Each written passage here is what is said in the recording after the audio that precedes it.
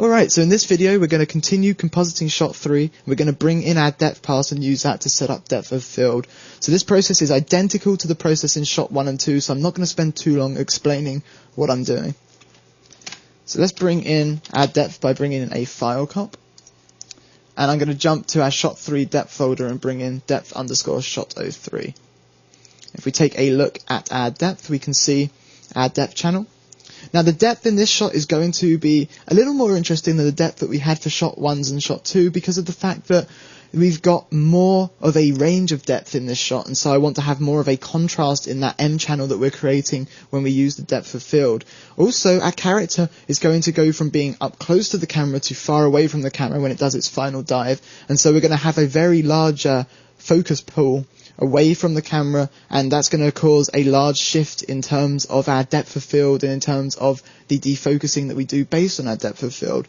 Now, when we come to set up the depth of field, we're going to be dealing with this more with an artistic sense than a scientific sense, and that is, since we're dealing with the depth of field for the entire shot, and since we're dealing with a completely animated shot, rather than using the parameters as a true scientific set of parameters, we're going to use the parameters to generate that M channel for setting up our focus, and as long as the M channel is working exactly how we want it to work, I'm not going to worry so much as to what the parameters are doing to generate that M channel. But anyway, let's deal with getting our depth merged in with the rest of our data to begin with. So to do that, I'm going to create a channel copy.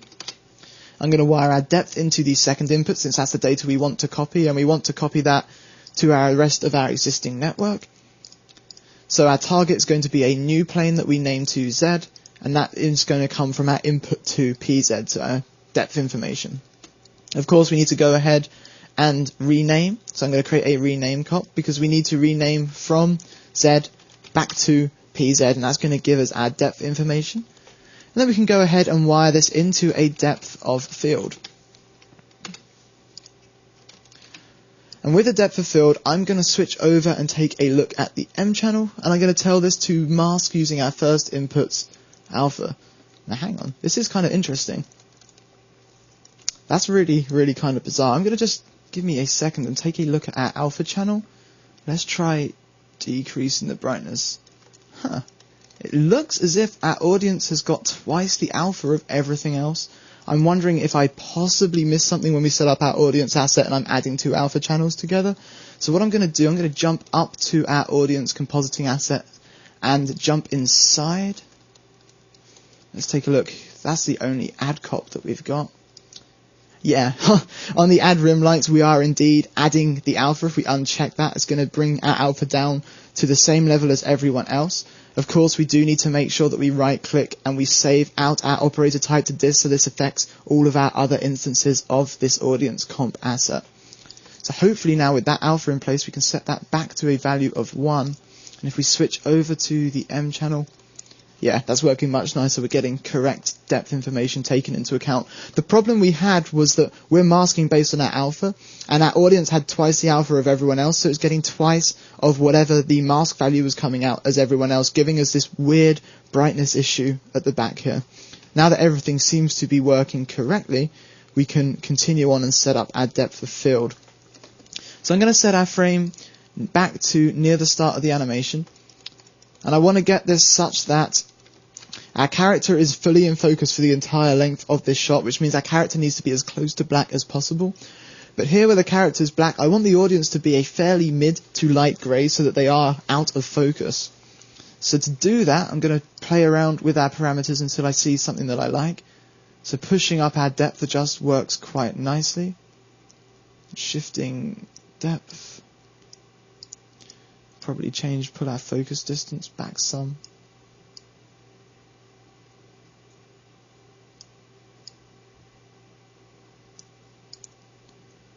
Something right around there probably works quite nicely, and I'm going to key these values with Alt left click. So I'm now going to scrub the timeline until our character is up towards nearer the ladder. And then I'm going to play with the values again to make sure that the character's in focus, keeping the audience fairly out of focus, not as much out of focus as they are now, since obviously our focus is going to have been pushed further away from the camera. So let's play with the focus distance, increase that some. probably tweak that full, something like that.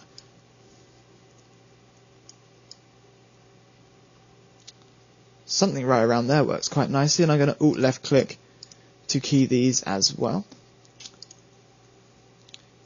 And that should work until our character is nearer the top of our ladder, and then we can go ahead and tweak our values a little bit more. So I want to pull the character back into being in focus. I want our audience to be fairly out of focus by this point. Something right around there works quite nicely, so I'm going to Alt left click those values.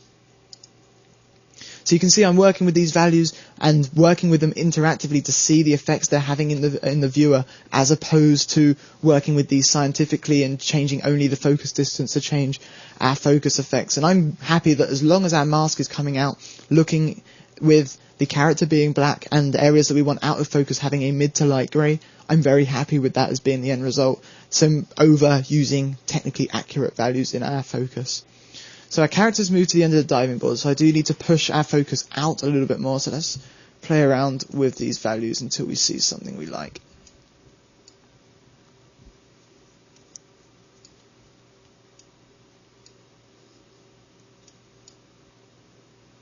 Something right around there works quite nicely, so I'm going to key these. And then we can continue moving forward. Right up until that crane shot, we're probably going to be fine. For the crane shot, I will let the character get out of focus a little bit, because then as he jumps towards the camera, he'll come into focus.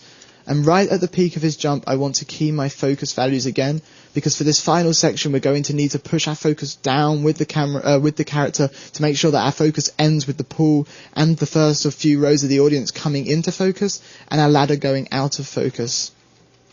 So I'm going to key these three values, and then move towards the end of our animation. So I'm going to find the frame in which our character impacts the pool. So right around frame 630 for me. And let's push our focus values. Something like this is working quite nicely. Increase that some. Focus distance. I want a little bit more of the ladder going out of focus, so let's just tweak these values some more. And then bring our distance up some. Yeah, something like that's working quite nicely, and I'm going to key these values there.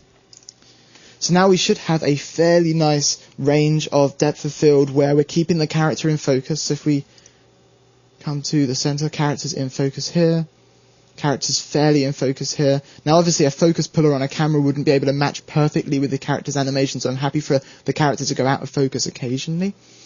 But on the whole, I'm feeling that's, for a few minutes spent setting that up, I'm fairly happy with that. Feel free, of course, to spend a lot longer if you want to make sure that your focus is working perfectly.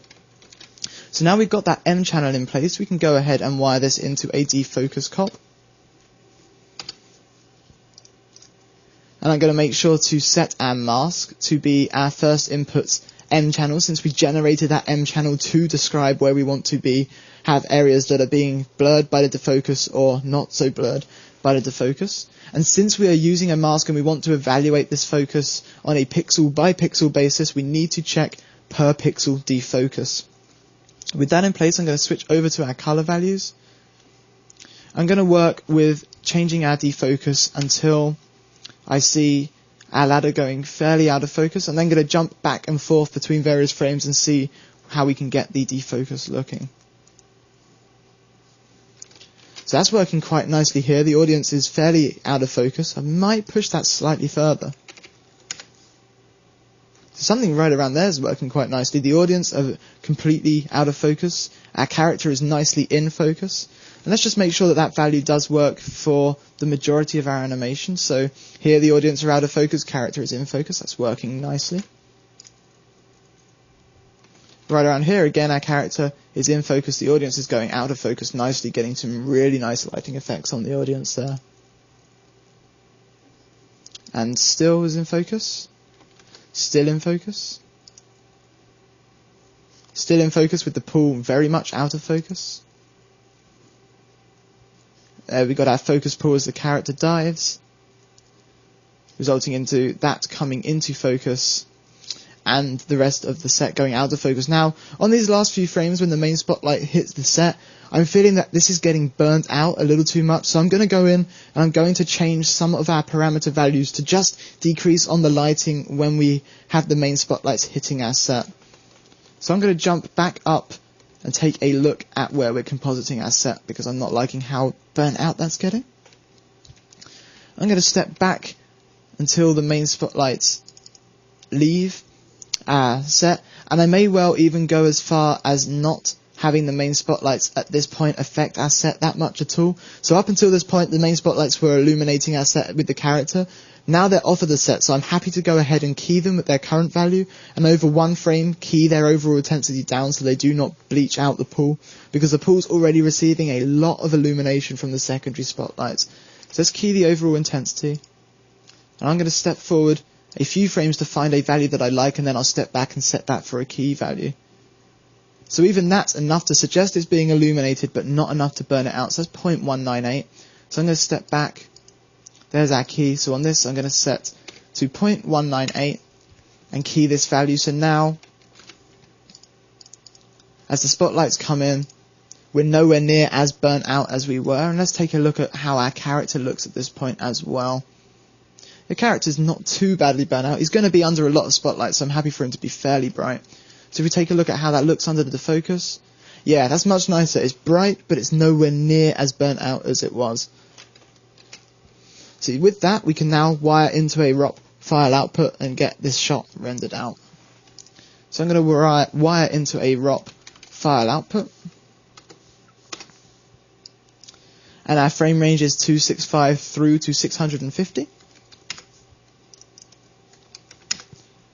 I'm going to come down and set our output picture for this shot. So I'm going to jump up, create a final folder for shot 3, jump inside, and I'm going to set this to shot03 underscore final comp dot $f3.pic. Accept that out. And then with that, we can go ahead and get this rendered unless there's any alterations you'd like making that you can see. No, I think that's pretty good. Cool, so we'll go ahead and get this rendered off of camera, because I think this shot is probably going to take a little while to render out. It's the longest of our shots, with a lot of passes and a lot of defocus and the likes going on. And we'll jump back in the next video and take a look at the results. So thanks a lot, everyone.